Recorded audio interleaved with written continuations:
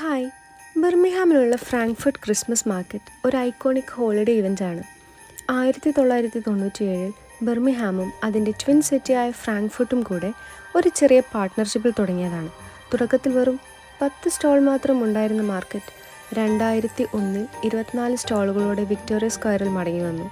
പിന്നീട് ഇത് ജർമ്മനിക്കും ഓസ്ട്രിയയ്ക്കും പുറത്തുള്ള ഏറ്റവും വലിയ ഒതൻറ്റിക് ജർമ്മൻ ക്രിസ്മസ് മാർക്കറ്റായി വളർന്നു. ഇപ്പോഴത്തെ മാർക്കറ്റിൽ 100-ലധികം സ്റ്റാൾസ് ന്യൂ സ്ട്രീറ്റിലും വിക്ടോറിയ സ്ക്വയറിലുമായിട്ടുണ്ട്. വർഷവും കോടിക്കണക്കിന് സന്ദർശകരെ ആകർഷിക്കുകയും ബർമിംഗ്ഹാമിൻ്റെ ഫെസ്റ്റീവ് സീസണിൻ്റെ ഭാഗമായി മാറുകയും ചെയ്തു. ഇത് ഹിസ്റ്ററി. ഇനി ഞങ്ങൾ പോയ വിശേഷം പറയാം. ഞങ്ങൾ വാങ്ങിക്കഴിച്ചു 2 ഐറ്റംസ്, ക്രീം ബണ്ണും പിന്നെ ഇതിന് വായിക്കൊള്ളാത്ത എന്തോ പേരായിരുന്നു, ഓർമ്മയില്ല. പക്ഷെ കുറച്ച് കഷ്ടപ്പെട്ടിട്ടാണ് ഞങ്ങൾ കഴിച്ചു തീർത്തത്.